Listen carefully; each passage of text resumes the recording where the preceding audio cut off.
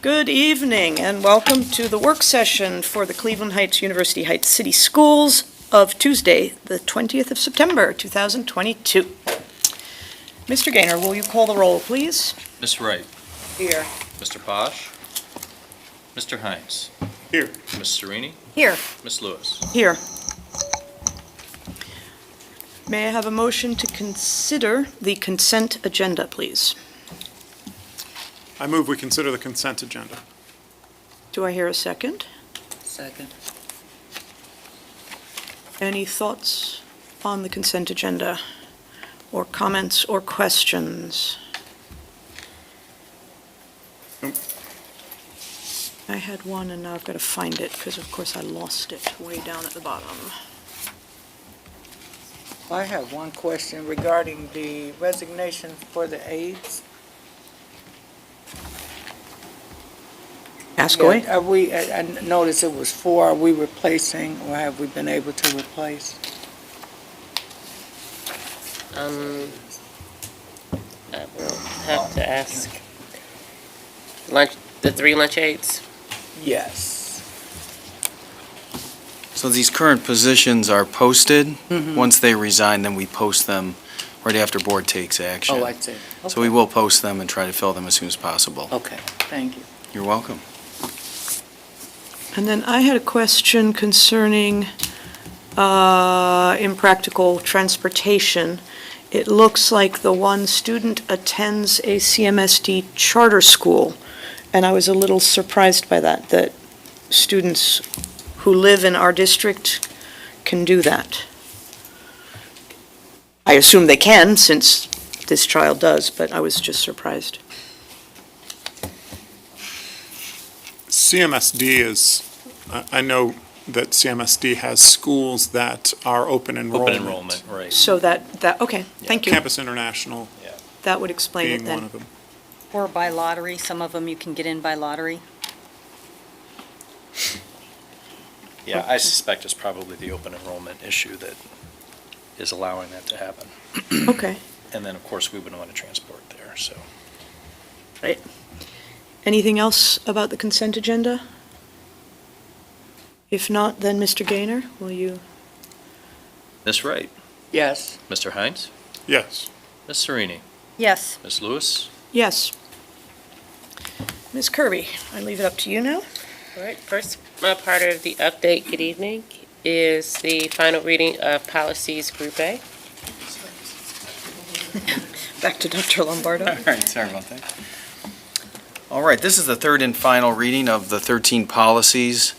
The only change here is we have a new compliance officer, and we updated the policies accordingly with a Kenneth Elder's name. So we would need board action on these 13 policies. Then I will upload those into, give them to Neola, and they will be posted on the website.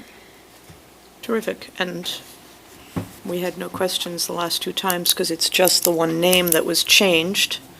So you need a vote from us, correct? Correct. Okay. Mr. Gaynor. No, you need to ask for a motion, don't you? Oh, I'm sorry. Okay. I need a motion to accept the final reading of policies Group A. I motion that we accept final reading of policies Group A. Second. Mr. Gaynor. Mr. Hines. Yes. Ms. Serini. Yes. Ms. Lewis. Yes. Ms. Wright. Yes. Okay, the second item is a proclamation supporting Gear Up and National Gear Up Week. Bob Swaggerter, Director of College and Career Readiness, has prepared this for the board's consideration. Bob, do you want to just give some explanation of the proclamation and the request for approval? Sure will. Good evening, board members. It's great to be here with you tonight, and thank you for considering this proclamation. As you can read through the proclamation, National Gear Up Week is September 26th through 30th. This is a national event.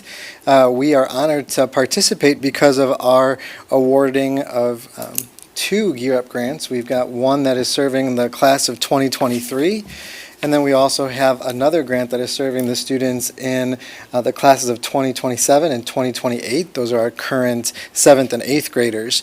The beauty of the Gear Up grant is that it will follow students within the cohort for 7 years, starting in their 7th grade year. So quick math will help you understand that that goes all the way through high school graduation, and it follows them into their first year of post-secondary enrollment. So we're very excited to partner with this. It is a big deal to have a federal Gear Up grant, let alone 2 federal Gear Up grants to serve the students, faculty, parents, and families of CHUH. And this is our first step of really recognizing the work that's been taking place within the district, and also to show that the board is on board with the Gear Up activities that are planned. I also did provide you with a sample of some of our Gear Up activities that are happening and are planned for next week at the elementary level, because we want to share the love for Gear Up, even though elementary students aren't technically part of that grant. We feel like this is a great opportunity to push college and career readiness district-wide, so there are some opportunities for even our youngest learners to participate in career and college activities. And then our middle school and high school programs are also being facilitated by our Gear Up College Access Advisors, who are partners from College Now that sit in the schools and they serve students and teachers every single day, thinking about that Gear Up programming. So we did present this proclamation as a way to formally recognize the district and the work for Gear Up. Well, the work that Gear Up does and provides for our students is terrific. I have a really bureaucratic question. Mr. Gaynor, should we read this out loud? You may, should you choose. You wouldn't necessarily need to, as long as the content's in, but you could if you. We don't want. have to. Yeah. Okay, because, it's a bit long, It's a and lot. it has Fafsa in it, which nobody can pronounce. So, okay, that was my only question. Yes, I mean, Gear Up is terrific. We love Gear Up, and the fact that the students are covered all through until their freshman year of college is terrific. I'm only sorry that my kids didn't benefit from it, but, it's all right. Okay. I'd also just like to make a comment that we also had a student who was the Gear Up Student of the Year. Mm-hmm. And so I think that that's another good reason why we would want to support this proclamation. Yep. So I'm obviously in support of it. Anyone else? If not, then I need a motion to accept the Gear Up proclamation. I move we accept the Gear Up proclamation. I second. Mr. Gaynor?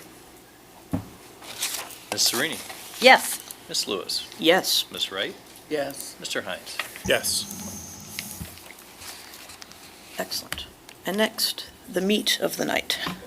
Yes, and so next we have an update, strategic plan update on goals 1 and 2. If you recall, our work session from August focused on goals 3, 4, and 5. So we're closing the loop here with goals 1 and 2. So I'll turn it over to Dr. Gould and Ed Services team.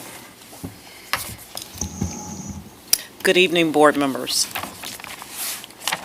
Good evening.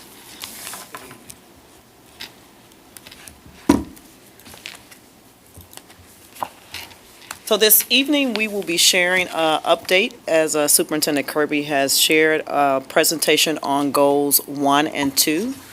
Goal 1 is around student outcomes, and goals 2 are around educational approach. Our presenters for this evening are the directors from the Ed Services team. Those include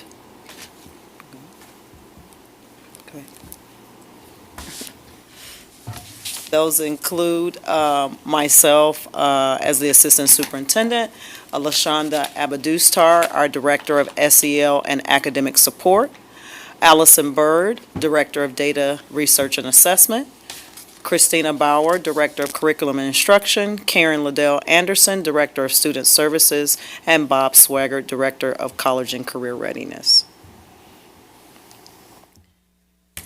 As always, we start with our mission and vision proposed for Strategic Goal Areas 2026. Here we will have our mission, our vision, and our core values of what we believe really resonate throughout and we believe in order to achieve our goals: excellence, equity, integrity, trust, and respect. The components of the strategic plan include goals, objectives, strategies, and action steps. This evening, we will talk a lot about the action steps and strategies that we are moving forward with around goals 1 and 2. Our 2026 key data targets include 100% of the third graders reading at or above the identified grade level. 80% of students will show proficiency on state assessments. 90% of ninth grade students will have course success in algebra. 95% of students will graduate in 4 years, and 90% of the students will pursue college as a viable career path. These are our key data targets as we move through the strategic plan. So we'll begin with strategic goal 1, but before we do that, we want to share some edu-speak. Thank you. Our favorite language. You will hear us say a lot about the building level action plan. It is often referred to as the Blap. There you have the definition of what that is. I won't read that to you. You'll hear us say often career technical education. We reference it as CTE. We will use the term ELA for English Language Arts. You'll hear a term that is being used now in synopsis, sometimes with response to intervention. It is called multi-tiered systems of support. And Karen Liddell Anderson will go into more detail regarding what this is. But we've also included FAQ here, also to show the difference between MTSS and response to intervention, as well as some guidance from the U.S. Department of Education. We'll also refer to OTES 2.0, which is the Ohio Teacher Evaluation System, a system by which our teachers are evaluated and observed in the classroom. Good evening, board members. One of our key action steps is using board-adopted core curricular materials to provide quality instruction. We have completed our ELA, our English Language Arts pilot timeline, and we've selected the materials that we will be piloting. Our pilot does start officially during the second quarter of this school year, which is right around the corner, and we have the entire timeline linked there for your reference. We also have provided our parents with tools and resources around things to support learning. 2 resources that we have that are ongoing, but we have provided them to our parents, is an NWEA resource guide. There's a resource video there that highlights how parents are to review and use NWEA map information. As well as we just had our Heights Family Academy, which occurred on September 10th at Heights High. We had our own Michael Judge Ryan, who is a Heights graduate, do the opening speaking, and 162 families participated in the event, and the evaluations that we have received from that event have been very positive. In regards to retention policies and support and transition grades, we have completed a middle school bridge program. We have also had the Where Everybody Belongs, which is called the WEB program. It is the middle school program that is like the Link Crew program from the high school, and we've also had a Freshman Institute. With all of these, we are focusing in on students transitioning into our schools. Our WEB program also provides students with mentors. So our 8th grade students become WEB leaders, and they mentor our 6th grade students. With our Freshman Institute, that is being led by Dr. Towns, and 6 staff members. They have participated in a freshman institute out of the University of Chicago. That is a 3-part series. They participated in the summer. They will have another institute in October as well as in February. In this institute, it provides them with resources and practices to work with how to support students who are incoming freshmen into our schools.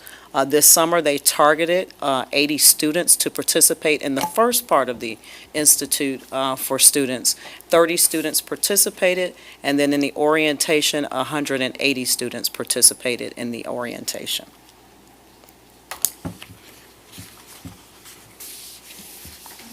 So our academic success tutors started last week. This summer, we did a really big push to hire tutors. Our goal was to hire 50 tutors, and we are well on our way with that. The tutor training session started last week, and the point of the tutor training was for us to make sure that our tutors were prepared to go into the classrooms and into the buildings and to work with students. So the training that they received last week was from curriculum and instruction on basic foundational skills in literacy and math. They also received equity training as well as the overview of tutoring, and then basic skills and tutoring tips and practices. Before the training was over, the tutors left with norms that they could establish with their groups.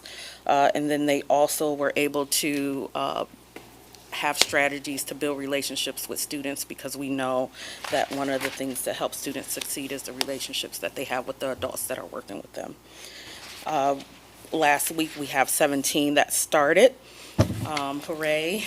We have 16 that will should start next week, and then we only have a few more that we need to hire. So that is in progress.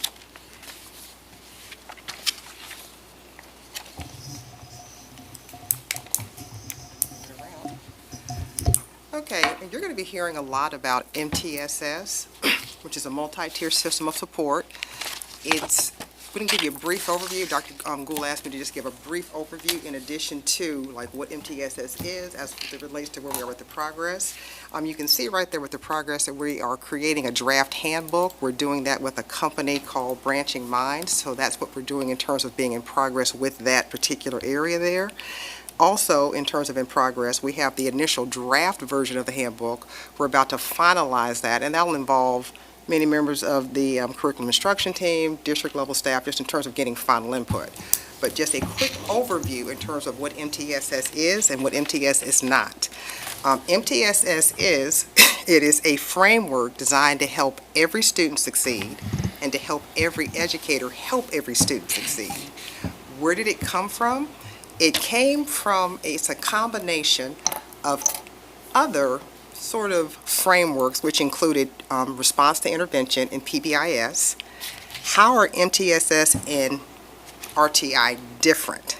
RTI really looks at specific academics in terms of deficits in an academic area and responding or reacting to that deficit, whereas MTSS is broader. MTSS looks at academics, non-academics, social and emotional behavioral areas, other topics such as attendance, school culture, teacher professional development, community and family engagement. So they're very different. When you look at the umbrella of MTSS, RTI falls under that umbrella. Almost there. What MTSS is not, and I really have to stress that, and I'm going to give you an example so you'll see what it's not. MTSS is not, and I want everyone to get this, it is not a special education initiative at all. So I want everyone to be very, very clear about that. Why is the district turning to MTSS? And then I'll give a little bit of example in terms of how it really is not a special ed initiative and what proves that. We're turning to MTSS. We had an on-site review maybe 2 or 3 years ago from the Ohio Department of Education. As a part of that on-site review, we were doing some over-identification of students in the category of SLD.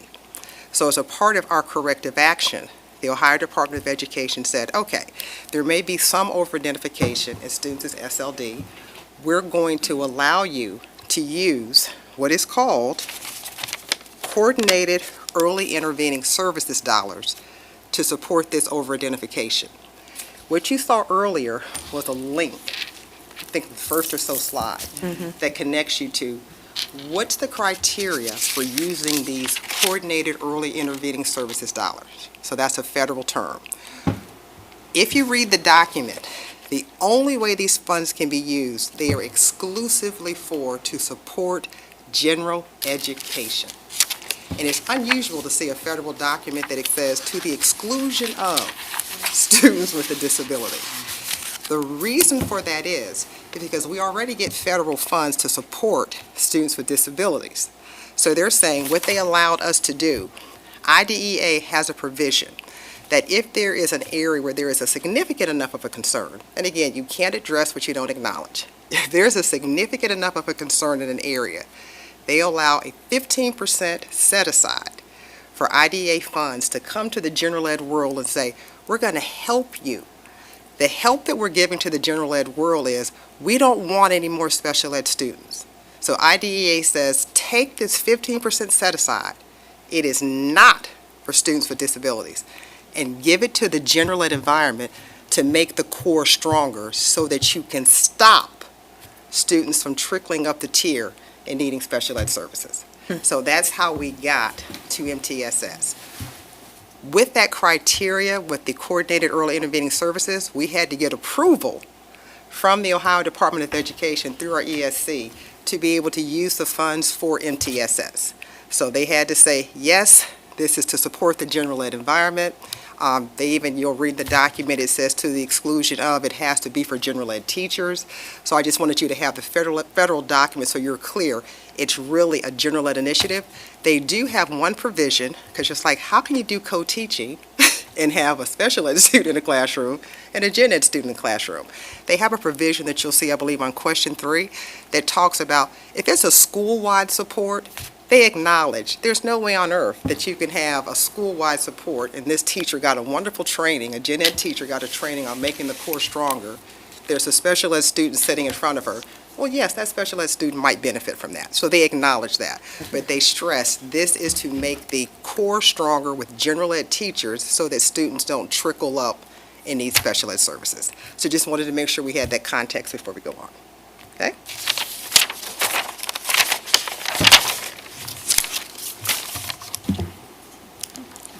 Next, leading the Blap process, that's the Building Level Action Plan process district-wide. On June 7th and 8th, we participated in the Ohio Improvement Process Retreat. We do this annually with our schools where we bring together our school leaders and our building leadership teams. This is the time where they have a reflection of the year and begin looking at their final year results. They conduct a needs assessment and a root cause analysis on the work and begin to start planning for the upcoming school year. Currently, in the ongoing process, school leaders and building leadership teams are conducting a 3-year building level action plan. And this focuses on building goals that outline a focus on attendance, content literacy and mathematics, equity, family engagement, graduation, college readiness, student transitions, and student populations. And when we talk about student populations, we're talking about students that may be gifted, students with disability, EL, truancy, dropout, all of our student populations. The final action step on this particular slide is around our district common assessments. And while I am the person that's speaking on this particular action step, the real superstars behind this are the teachers who serve as our instructional specialists on the curriculum and instruction team. It's through their efforts that we have refined our district common assessments over the last 4 years. The focus has been on identifying and assessing critical content and including tasks that meet the level of rigor described in the grade level standards and that students see on high-stakes exams. The curriculum and instruction team have provided multiple opportunities for their teaching colleagues to provide input in the test questions and the design of the tests. The most recent opportunity being just the end of this past summer through their collaborative teamwork. And now that the school year is underway, The communication or feedback about tests occurs through the TBT process, from the teacher teams to the building leadership teams, the principals, and then to the larger district team and to myself.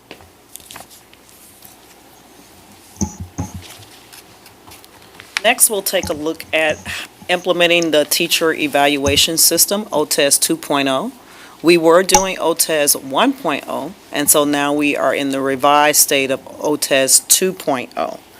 And so what school leaders are doing here with implementing OTES 2.0 is they are dissecting and calibrating each standard. So each month, school leaders have a focus on an OTES 2.0 standard, in which they dissect what it looks like, what it sounds like, what it feels like in their schools. School leaders then conduct what we call walkthroughs in their school to see what they're seeing aligns to the expectations they have set within that particular standard. Principals then have an opportunity to align with other school districts during the principal leadership monthly meeting to create a cohesive approach to observing the standards across the school district, providing support for staff, as well as understanding how explicit instruction is provided in each teacher's classroom. Next is develop a 5-year CTE strategic plan. Last year, what we did in this area was we did hire Dr. Selena Roebuck to conduct focus group sessions with stakeholders on our CTE programs. One of the work sessions from last year, she presented those findings. I'll talk about where we are as it relates to next steps when we get to that section, but as you all know, this is also a key goal from the board for this year for CTE. And closing out this slide is the use of National Clearinghouse data to track post-secondary enrollment of our students either in 2- or 4-year institutions. So the Clearinghouse provides the district with this data 3 times a year, August, November, December, and then again in April. One of the key points that we monitor is enrollment in a 2- or 4-year university at any time during the first year after graduation. We just received an updated file from them a few weeks ago, and I'm happy to report that 51% of the class of 2021 did enroll in an institution at some point during their first year. And so what we've seen is a steady incline over the last 3 years. We did see a drop in 1920. So did the rest of the world. But since then, we have seen very slight increases. And then there was a recent study put out that said, again, nationally, the decline for college enrollment has continued. And so we're proud that our students have maintained and are continuing to pursue a 2- or 4-year institution after graduation. Could you repeat that? 51% of the class of 2021 enrolled in a 2- or 4-year university at some point during their first year after graduating from high school. So that would be in 2021-22. Correct. Okay, thank you. And that was also, those kids, for the most part, had very limited opportunities to visit Right. colleges. As the father of a member of that class, You know. you couldn't get into the state of New York. Yeah. Not that you'd want to. There's a whole bunch of institutions there that are, pretty Yeah, good. right, yeah, Just they're well saying, known. Yeah. So here on the next slide, we have updates on some of the measures that matter around Goal Area 1. I'll highlight a few of them. So first, we have state test performance, and this is referring to the high-stakes Ohio State tests that are administered, most of them administered in the spring of each school year. So in the spring of 2022, we had 41% of test results were proficient or higher. And our performance index, so this is a measure that looks at the performance of all students, improved by 16 points. So in a nutshell, that means our students are growing. Their performance is improving. Another highlight is our AP performance. So during the 21-22 school year, 42% of test takers earned a score of 3 or higher on at least one AP test that they took, which is an increase. It's actually greater than 5% compared to the 2021 school year. And then our 4-year graduation rate for the class of 2021, which was just reported on our most recent state report card, was 87.7%. That 42% AP test was spring of 2022. 22. Okay, sorry, I'm No getting worries. lost between the years. I want to make sure I've got that right. Thank you. Can I just direct the board to one thing, just for reference, so you know that it's there to kind of tell the story of OST performance. If you go to that link, the state test performance, who's driving? Oh, sorry. And then slides 2 and 3, you'll see kind of the performance across the grade levels, in ELA and math in particular. So just to kind of point out just a little bit more data that's available, kind of what's under that as well. So as we look at this information, and we look at the performance on the Ohio State tests, I do hope that we are continuing to look at the predictive value of our tests, like map tests and that sort of thing.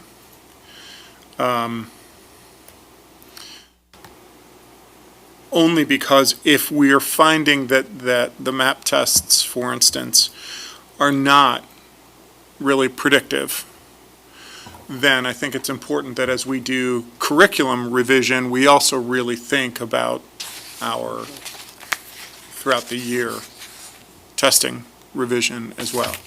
And if they are predictive, then that's good. But I would hope that this is sort of an ongoing discussion, because we invest a lot of instructional time throughout the course of the year in doing these tests. And so I just, as we do talk about the results, I think it's important to talk about the investment in time that we all want to just have a real payoff. My reaction looking at these slides, Ms. Kirby, is that while we haven't gotten back to where we were pre-pandemic, there's certainly year-over-year improvement at every level between the, 2021 and 2022, and some are back to where they were. The elementary schools. Yeah, the younger you are, the more resilient you are, the easier it is to get back what was lost or missing, or, that's exactly. Okay, thank you. And now we'll focus on Goal 1, next steps. So for the curriculum team, the next step this fall, we will begin reconvening the math selection committee and beginning the cycle for our mathematics adoption, selecting piloting materials for the 23-24 school year. In looking at our retention policies and support at transition grades, since the pandemic, we have placed a lot of emphasis on early intervention for students, and the focus has truly been on student transition and high-dosage tutoring, which is crucial in our work. I talked a little bit about the middle school bridge and web programming. A total of 200 students have participated in both elementaries in regards to the summer bridge programming. As well as I shared before, there are mentors now for 6th grade, and the staff members will continue to have training through the University of Chicago to support the freshman class. So as our tutors are working with their individual students and their small groups of students, we want to make sure that we are assessing their progress. So this year, we are going to pilot an iReady program. iReady is an online assessment an instruction tool that helps provide students a path to proficiency and growth in reading and math. So the tutors can work with the students with this program to provide instruction, but then we can also use that same program to see if they're making progress in their content area for their grade levels.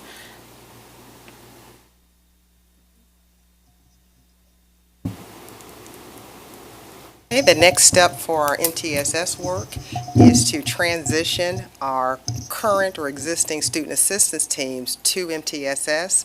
One thing that Branching Mind has stressed with us at our work with the ESC is to just prepare those teams for the change.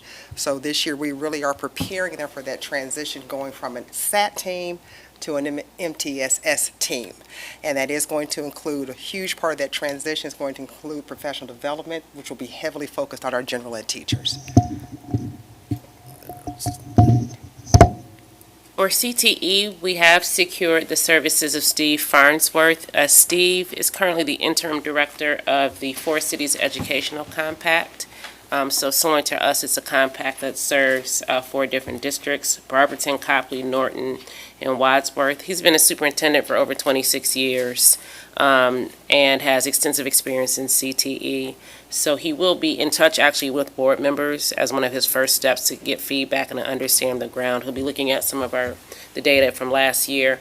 His focus is going to be CTE at Heights in particular, so that's going to be the focus of his work as it relates to where we are and what our next steps are. Now, I am looking at the enrollment in the classes currently, and I don't have a report tonight to the board, but I will have a report to the board of where we are with enrollment, because I want to be able to show the trends in the classes at the high school. We'll just, again, focus on the high school. Liz, when you say he's focused on the programs at Heights, do you mean the programs physically housed that take place in our properties? Yes. Or all of the programs that our kids have access to? He's just going to focus at the Heights programs for now. Okay. Yeah. Since we have a microphone in front of us, let's go, can we run through what those programs are, just to remind people? The CTE programs? Yeah. Well, now that's a quiz. I'm not ready. So it's pharmacy, Pharmacy, tech. clinical health careers, right? auto tech, TV. video Audio production, Yeah. audio production, Actually, I do have it because I just pulled a hang on. spreadsheet there. Metallurgy. cosmetology, Sorry, Liz. marketing, I'm ready now. business, Clinical health, audio engineering, digital video production, sports medicine, exercise sports science, and exercise. pharmacy tech, marketing, cosmetology, and automotive technology. So is that 9? That's 2, 4, 6, 8. What is not in here is engineering, so maybe that's, there's a, in terms of. Right. So yes. No longer have the law under CTE. Right. It's We no don't- longer housed We at don't have Heights. that criminal justice right now. It's not housed on the campus. We have it through the consortium. Okay. For the building level action plans, each month, school leaders and the building leadership team are provided with a calendar that focuses on the key performance metrics and measures that matter, that aligns to the strategic plan, and is the subject and focus for the district leadership teams. The district leadership teams meet monthly, and these are designed to support instruction through data-minded goal setting, goal-centered professional development, and clear, timely monitoring of the progress on our key performance indicators. For the implementation of OTES 2.0, talked about the calibration of the OTES standard. This is to ensure that there is consistency in looking at the standards across all buildings with all school leaders. The learning walks are conducted with myself and administrators to really look at those particular standards. We actually walk in classrooms, talk about what it looks like, what it feels like, so that there is a calibration amongst administrators. So like where the boots hit the ground for those who are not in the ed world, really what this is talking about is that the calibration is about, a teacher, a fifth grade math teacher at Boulevard is observed by his or her principal. And the idea of calibration is that it doesn't matter which one of our elementary principals is observing that they would all be sort of reporting and seeing the same thing. We're talking about the calibration of the administrators who are actually carrying out the OTES, now OTES 2.0 evaluations. Thank you. You sound like you're in the trenches. Well, I also like to point out that when it comes to OTES, from a teacher's perspective, and I think that these things are really important for the community and the larger world to understand, this is an enormous burden that I would argue has had marginal, if any, real payoff to the citizens and students of the state of Ohio. OTES 1.0, we're talking about, I spend about 30 real hours preparing for my OTES evaluation. Because I want to put my administrator on their heels, because somebody's going to be on their heels. And so, that's 30 hours that I'm not doing new lesson plans, I'm not reading about explicit instruction, that I'm not spending with my family, that I'm not staying healthy. It's 30 real hours. And that's just one side of one evaluation. And as we talk about the cumulative total number of hours that a district the size of ours is spending to implement these teacher evaluations, it's enormous. I mean, it is nothing short of enormous. And this is all just, to follow in line with what the state of Ohio has done for us. And when I say that it has marginal, if any, positive impact, again, before all this, Ohio was ranked 4th in the country in terms of quality of K-12 public education. We've slipped down to 27. Over how many years? A dozen or so. Since all of this began. And so I appreciate it immensely, but I just think it is also just really important when we talk about these things to just talk about really what this has meant to the teaching profession, administrators' lives, and what do we have to show for it? Mm-hmm. So, thank you.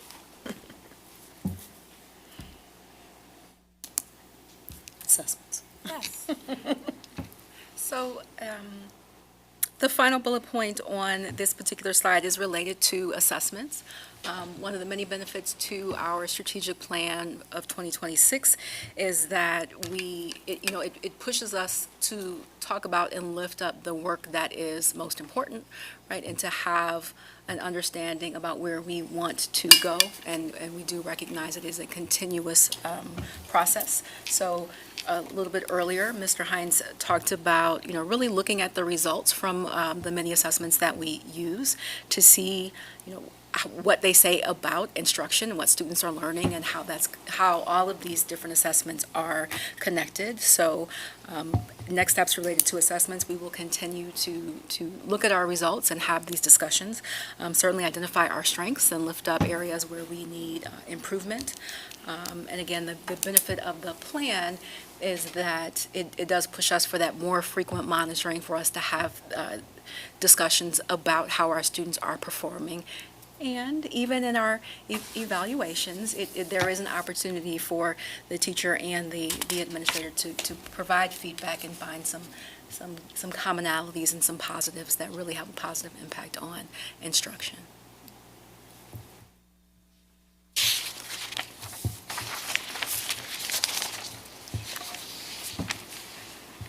And now we'll begin with Strategic Plan Goal 2, which looks at the educational approach, equity, empowerment, and opportunities. And we'll begin with our action steps provided to us by Karen Liddell Anderson.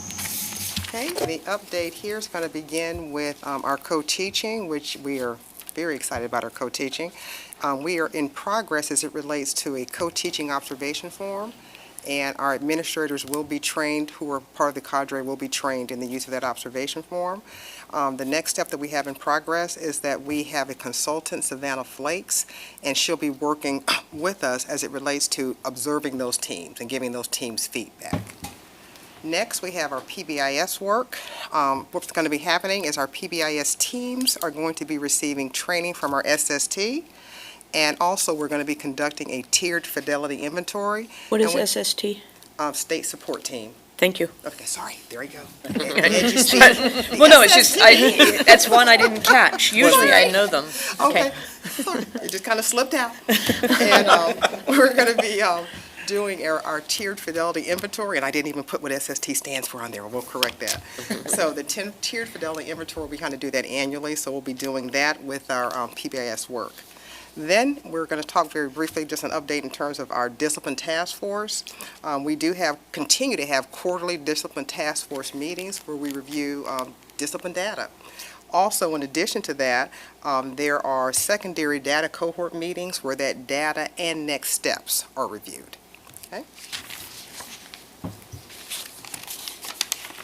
So in August, we had the opportunity to train our school leaders and our building leadership team participants. We had an Equity Institute. Also in that Equity Institute were cabinet leaders, Equity Task Force members, and district leadership team members, and the Ed Services team as well. The Institute was facilitated by Dr. Elise Furtura and Mr. Sam Coleman. They are from the Integrated Comprehensive Systems for Equity. We are now in a 3-year partnership with them. Dr. Furtura has worked with us in the past when we first began looking at our equity policy and coming up with some of the equity outlines that we've had. In this partnership, we are going to go and focus on 4 cornerstones for equity. The first cornerstone is the focus on equity itself, where we look at the history marginalization, biases, and all of those things. Aligning staff and students, really looking at how students and staff align in this work around some of our co-planning and co-teaching. Transforming teaching and learning, where we will start to look at some of our collaborative groups that we have, as well as in our last cornerstone is leveraging policy and funding, and how that funding supports and all of the things that we do to support our equity work. So this is a 3-year partnership.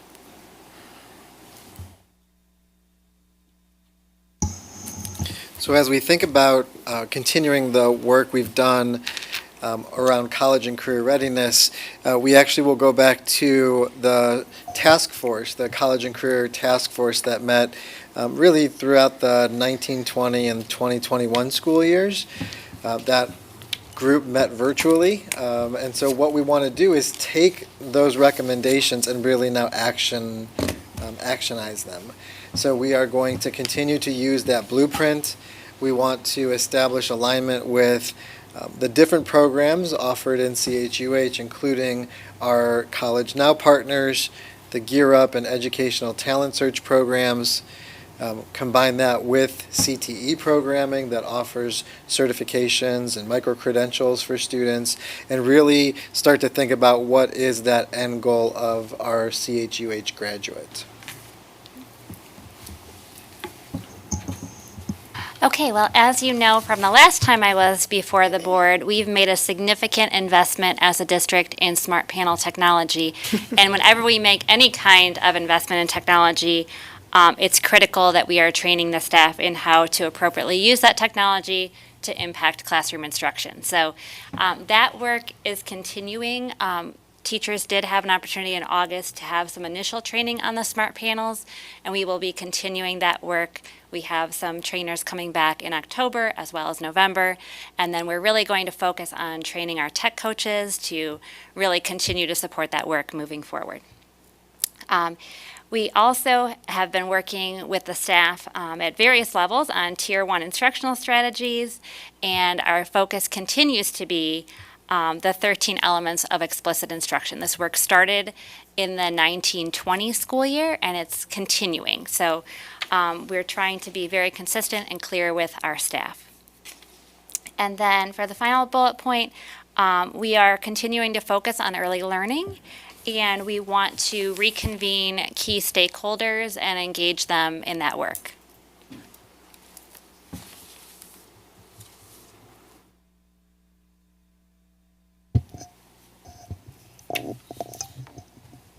As you can see on the slide, for the measures that matter related to Goal 2, these are all in progress, but some of the updates that I'll highlight include the, again, the collaborative efforts of stakeholders in multiple roles who provided input on the district's MTSS handbook. So now that the draft is complete, the team is planning for its rollout.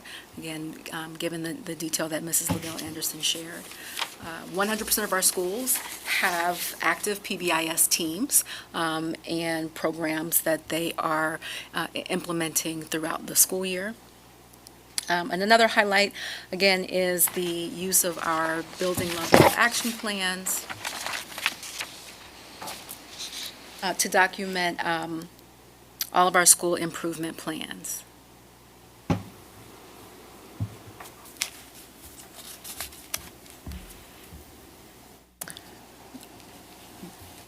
Oh, sorry. Now we'll take a look at the goal number 2's next steps.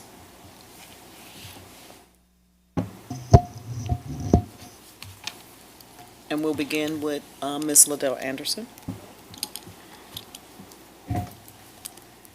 Okay, for goal number 2, next step, in terms of our co-teaching, we are going to be receiving feedback from our co-teaching cadre as it relates to the observation forum that I referenced earlier. And they're going to continue to receive training from Savannah Flakes, specific to the LRE cohort. In the area of PBIS, we are going to continue, in terms of our progress, to try to secure a board-certified behavior analyst.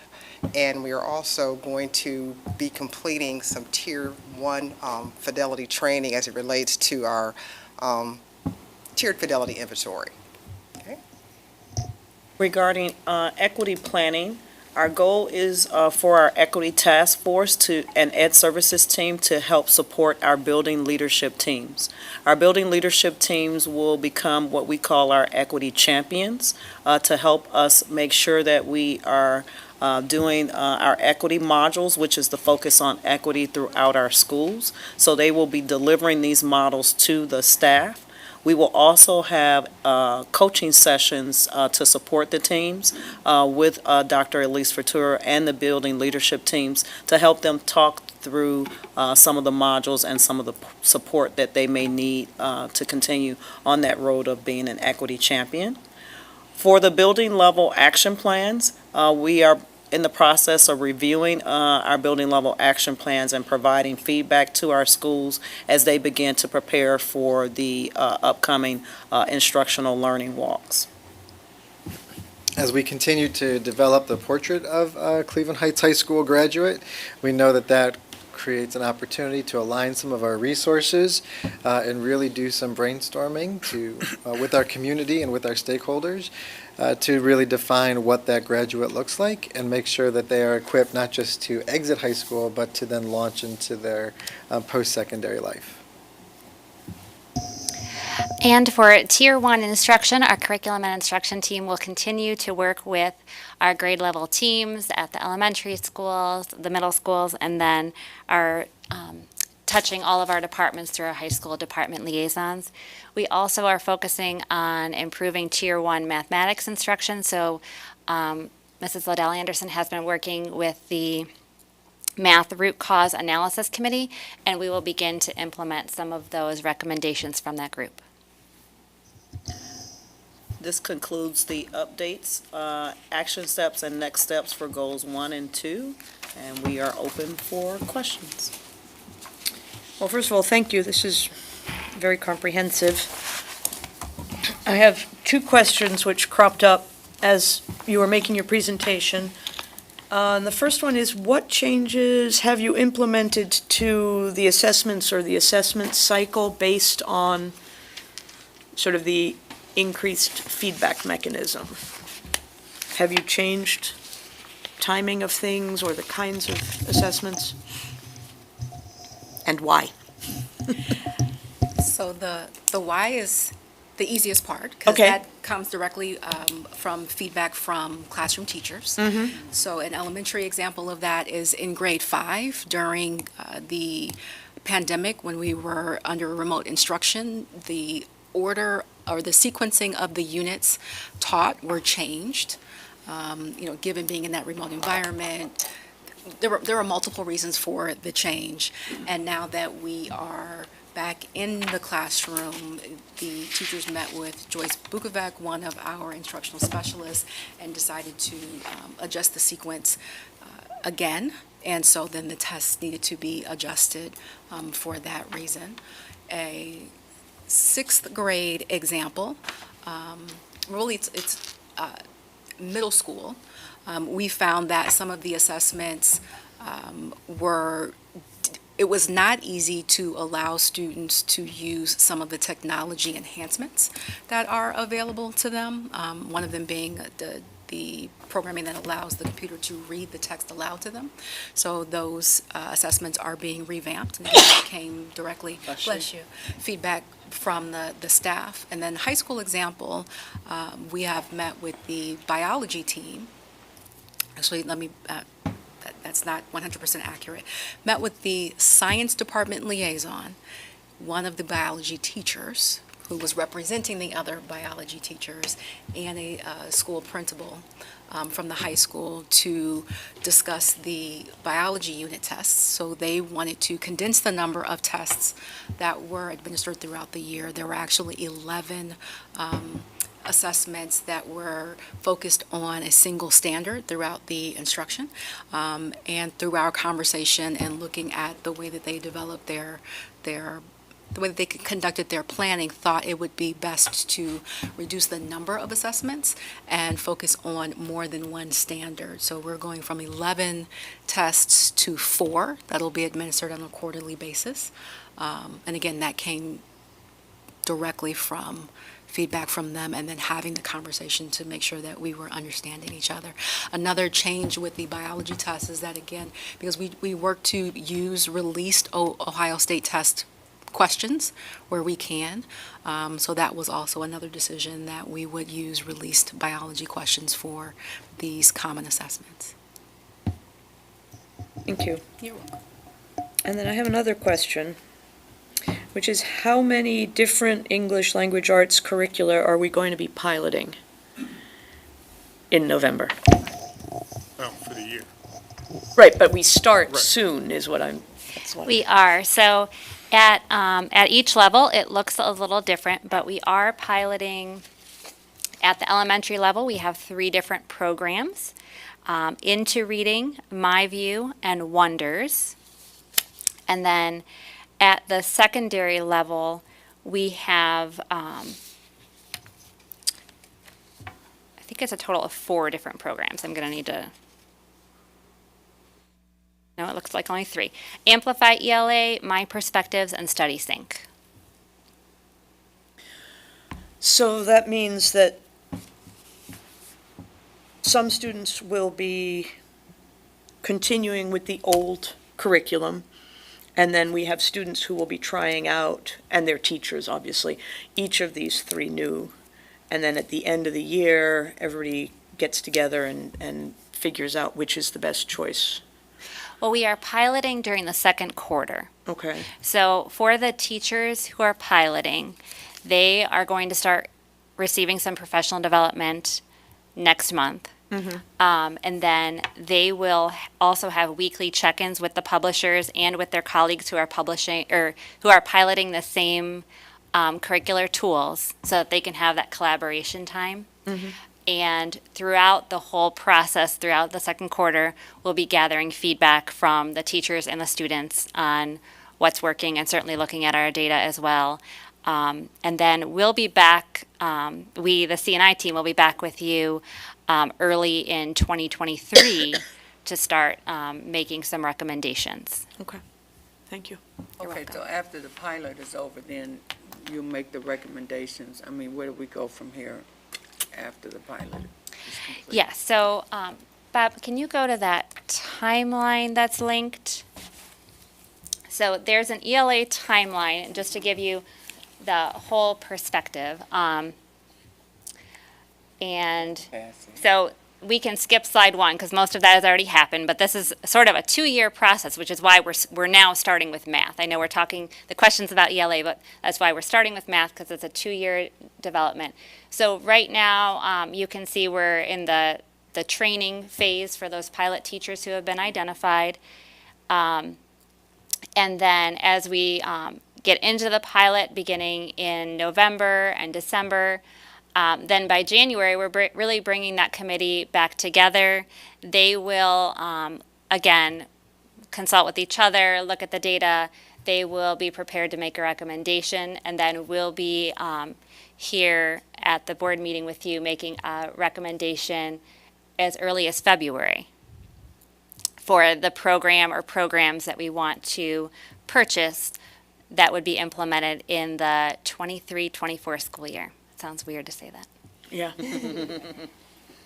Please go ahead. Okay, I just have one more question regarding the Naviance account for could you go over that again with me, exactly what Naviance and how? Sure. Okay. So Naviance is really a college and career exploration platform. So we use it for a couple of different ways in the district. So every student, middle school through 12th grade, so 6th through 12th grade, has a Naviance account, automatically enrolls the students through our Clever integration. But what we use Naviance for is to start with career exploration and do some interest inventory, strengths finder, just really getting a sense of what the student likes. And then we also get a chance to then go from career exploration and interest inventory to, so where would that lead you? So what colleges and careers come about because of those interests? Students have access to visit a lot of virtual colleges through the Naviance platform. They get a chance to even submit applications and letters of recommendation from their counselors through the Naviance platform. So it really is a pretty encompassing college and career platform. The district has been engaged in trying to increase its usage with middle school and high school students over the last few years, and that includes making sure that teachers and counselors have had some training and understand how to use it. This year, we're really excited about the middle school being able to use it. We created a scope and sequence of activities that students can do 6th, 7th, and 8th grade through the Naviance platform. Obviously, that is linked right back into their advisory time, or what I think Roxborough calls Rocks in Action. So there's a dedicated time within the student's day for them to complete their Naviance activities, and it really becomes a place where they can house their college and career journey.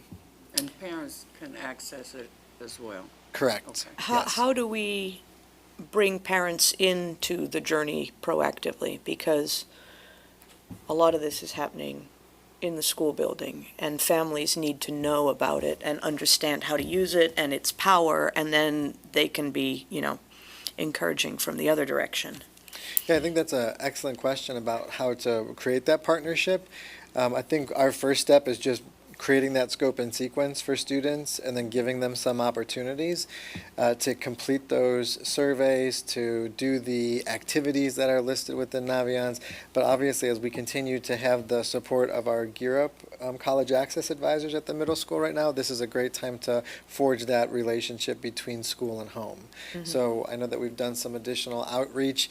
We can even use Naviance as a platform to communicate with students, and so many of the seniors get updates about what colleges are visiting Cleveland Heights campus, and so those messages go out to students through Naviance. But again, we think we really want to try and make sure that parents are aware of some of those same opportunities. So when Kent State comes to Cleveland Heights High School, the parents know that that's also something that should be on the student's radar. So we're trying to make sure that it connects both to student and to parent. And Naviance, I think that this is really important that we pursue a parent connection to Naviance. speaking as a parent myself, I found it amazing. Some of the tools on Naviance, there's one screen that allows you to, let's say that you pull up Kent State or Oberlin. So you can see from, on the screen, on Oberlin's page, you can see Heights students who have applied to Oberlin, not their name, but you can see things like their SAT scores, whether or not they were accepted. There's a financial piece, how much they've been offered, whether or not they went.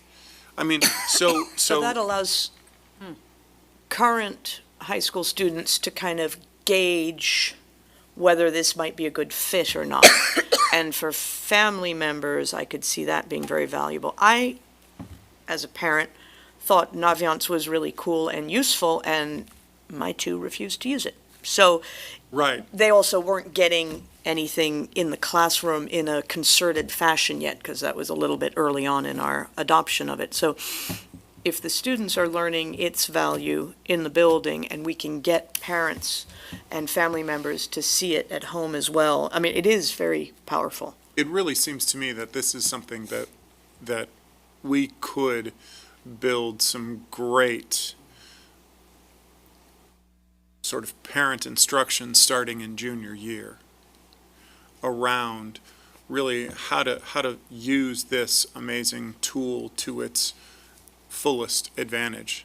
Because, I mean, again, this is a big, 6-year investment in our students' time, Naviance, and so let's really maximize the benefit of all of those hours, because my gosh, Jody, you'll see this year. It's as you're in the beautiful throes of a college hunt. I admit, I haven't been on it. I know my son has, but See, I you're have one not- step ahead of mine. Yeah, so we're the opposite, you know. Right, see, in my He's family, I probably was on the it- only one who thought this was a useful thing.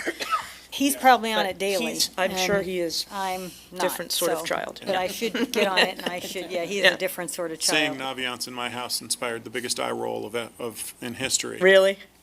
But until the college hunt became real and important to him, then it becomes a very, very powerful tool. So I think really engaging parents in this multiple times, beginning junior year, would. Or earlier, because if the Yeah. students are starting to use it in middle school, then families need to know about it in middle school. I mean, in some ways, it's like Infinite Campus. This is what we do here at Heights, then you need to learn how to use it and make it useful for you. And I know that Infinite Campus is a never-ending thing, right? We need to get families connected to Infinite Campus and using it as a tool, which it is. It's a great tool. Same with Naviance. Yeah, and I think, okay, this is a marketing hat coming out here, but I think even just being able to tell people quickly some little facts about, did you know you can do X, Y, Z on either one of these platforms? I mean, Right. I tell the story that, when I was a PTA president and I would have little elementary, kids and their families there, and I would say, sign up for Infinite Campus, and they would say, why? And I would say, because that's how we notify you if there's a snow day. Suddenly, everybody would Everybody whip out wants to their know about phone that, yeah. and be, Better how do I remember get that. on that? What's that, Liz? We need to remember that one. Yeah. No, I mean, literally, if you find little things like that, like what Dan was just describing on Naviance, now I want to go home and get on it and see, And like, the peg your schools that we're student looking at. versus Yeah. other students, right? That means, Liz, we should give Naviance a 5-minute lead on announcing snow days. Oh, your Naviance users, yeah. Yeah, so, Yeah. Either one. Or Infinite Campus, whichever right, one. so, right. But I mean, even if we had, some little Before it goes out snippets, to the television Yes. stations. or some little snippets on, well, you get those phone calls based on Infinite Campus, and you get them really quickly, so I mean. Right. But if we had little things like that that kind of teased people into why would you, why is it important to go onto these, or what can you get out of them? I think that would encourage people to do it. And as we look at persistence, right? The information that we get from the National Clearinghouse, that's in Naviance. I found that, and I was looking at specific colleges and going, well, if only 41% of your freshmen come back for sophomore year, there's something going on with that institution. Is it financial? Is it lack of student support? Is it blah, blah, blah, right? And so that sort of information for the families can be super helpful. The students aren't necessarily thinking in that way yet because they don't have a prefrontal cortex. But the parents and the grandparents and the aunts and uncles who are saying, well, you should go to where I went to school. But then you find out that they've got this terrible retention rate. Then you start worrying about whether that's a good fit or not. And you can get that through Naviance. It's really cool. No, it doesn't, and I know my son showed me one page, so I think this might have been on Naviance, but there was something about how many kids applied and how many got in and what their SAT scores were. So that Right. must have been what he was showing me, because we were looking at, and I'm sure that's where he got it. But I thought that was pretty fascinating. And money, how Yeah. much they're paying. Okay, that I did not see. He doesn't He want you didn't to know share that yet. with me, yeah. Now, how about a non-parent that doesn't have access to Infinite Campus? Can they access Naviance, such as myself? You would need somebody to walk you through theirs. Okay. Maybe like a Or we might have, demo account, yeah, so we you might- can see there might how be a it demo. works. Yeah. We do have, I mean, if you're speaking from a board member who would like to see it, we do already have it set up from when we had our task force. So we did create some demo accounts that people could get into Naviance and take a look at it. I'd be glad to share that information with you. Okay, if you can. Yeah, and then as far as like family members that are not that direct contact, I think probably the best way is just to have the student log into their Naviance account and be able to see what it is that they see. So that way you can, guide them through. And most of these activities are pretty short. I mean, the surveys might take 10 or 15 minutes. But, they really are meant to try and gauge interest and then direct students into college and career paths that are really well aligned to the student's interest. So that's why we want to continue to utilize this as a resource to build that college and career going culture. And one thing which I think is worth saying out loud in front of a microphone is that Naviance is free to our families. The other route to take is to hire one of these insane college consultants who basically does the same thing, sits down in a room with a student and asks lots of questions to try to get a sense of what are your interests, what sorts of jobs would be appropriate, what sorts of training do those jobs need, right? And Naviance is free to our families, and that's huge, because college consultants cost a ton. Well, we have access to the college consultants too, free to our families. That's part of why we have a college and career counselor, Taisha McEwen, at the high school now. That's complimentary of our counseling team. And then we also have our Gear Up advisors. So Monique Bing, who is at the high school, and Jasmine Arnold, who is at the middle schools, are both able to walk students and families through that. And maybe this is a little bit of a shameless plug, but even when you get to complicated issues and families are saying, we have to fill out the FAFSA and we're not real sure about that, we've got multiple ways to support families free of charge. Some of them are located within the school by talking to the school counselor. But I know sometimes families aren't very excited about sharing sensitive financial documentation with CHUH employees, and that's why we think College Now is an excellent partner in this space.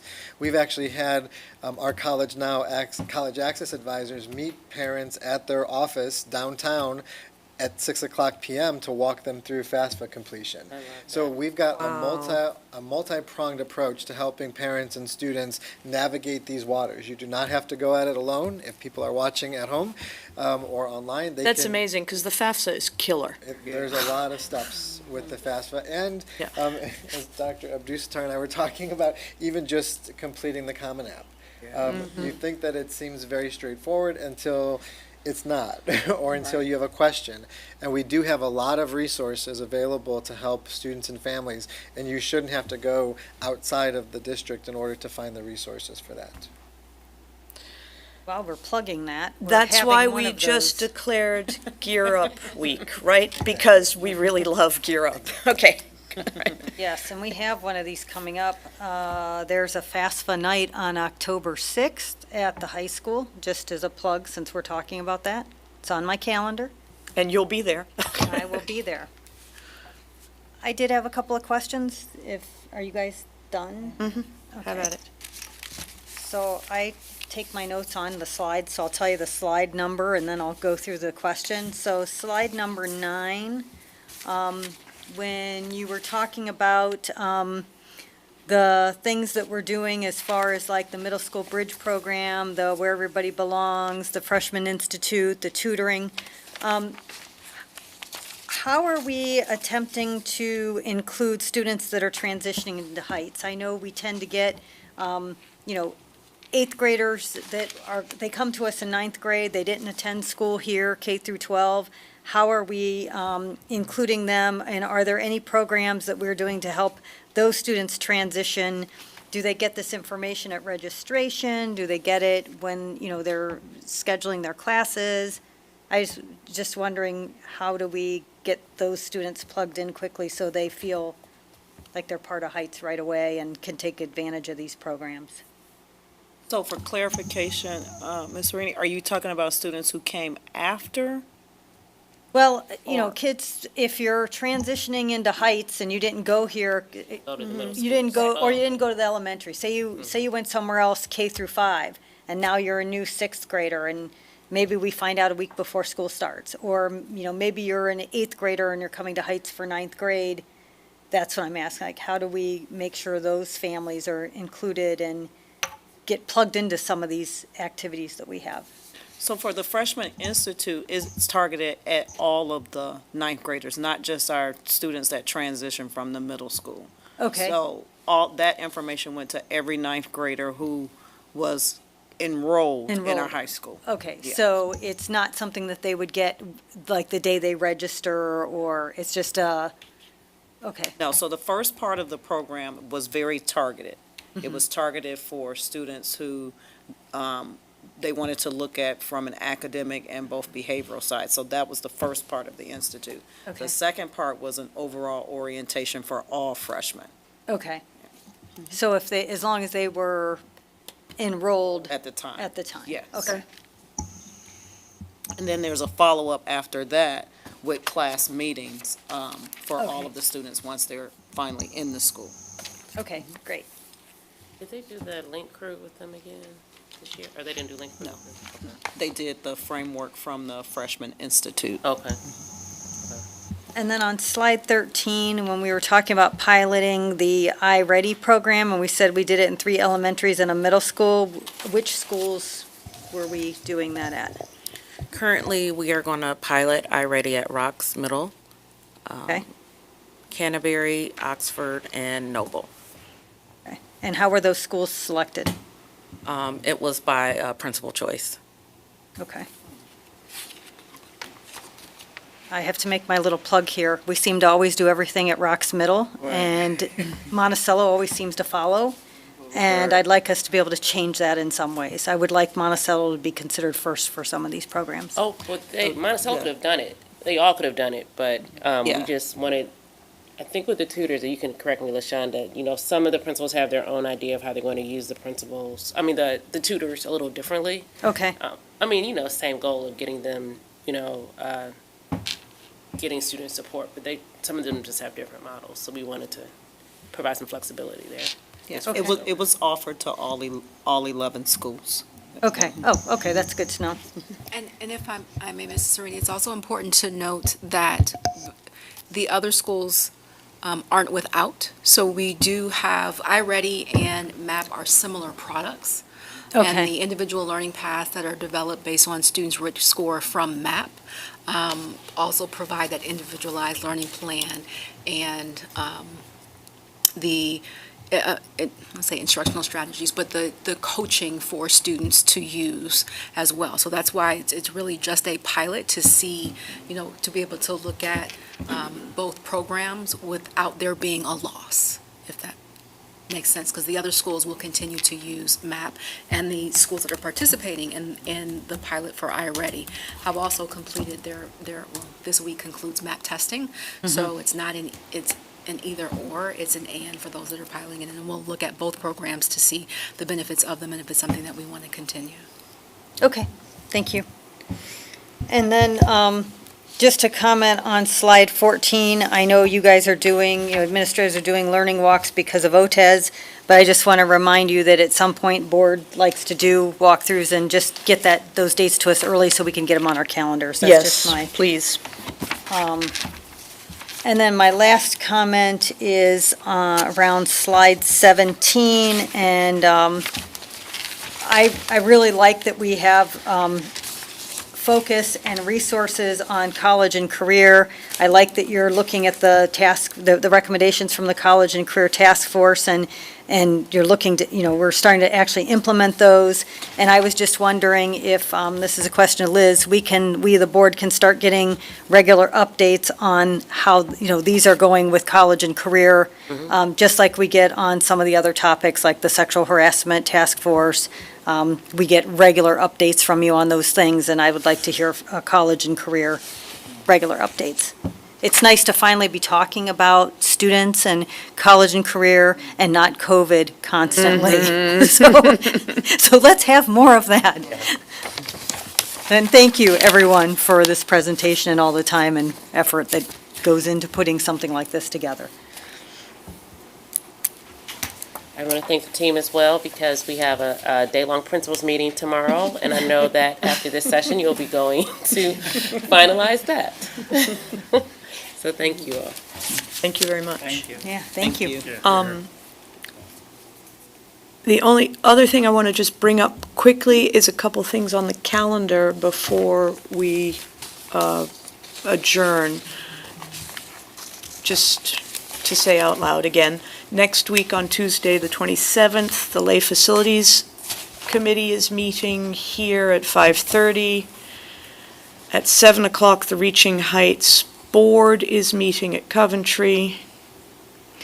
Our next meeting as a Board of Ed is delayed 1 week because of Yom Kippur, so we are meeting on Tuesday, the 11th of October.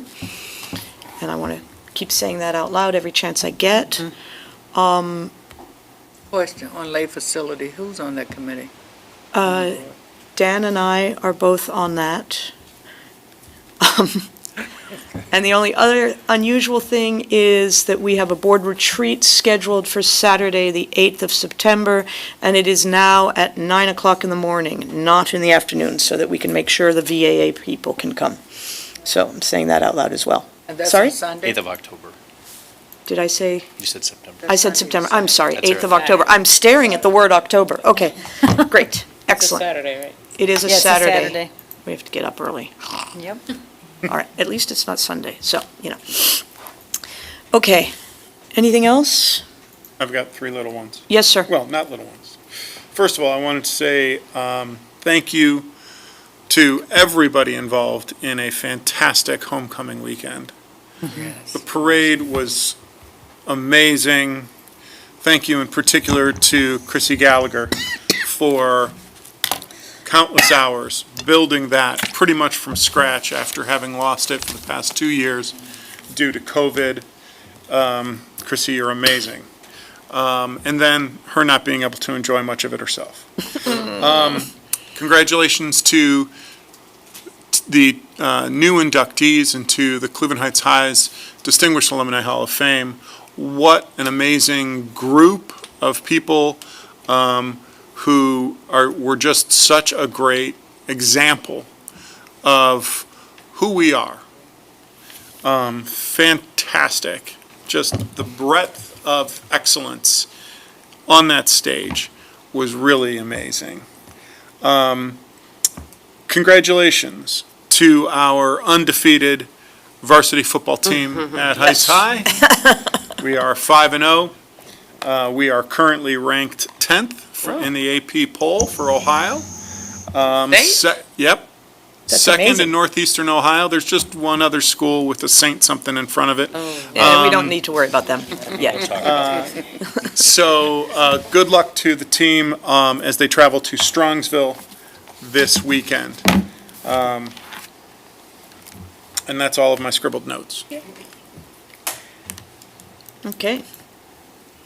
That being said, may I have a motion to adjourn, please? I motion we adjourn. I second. Mr. Gaynor?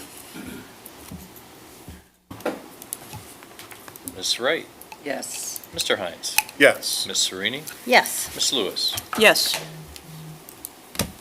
Thank you very much. And good night, everyone.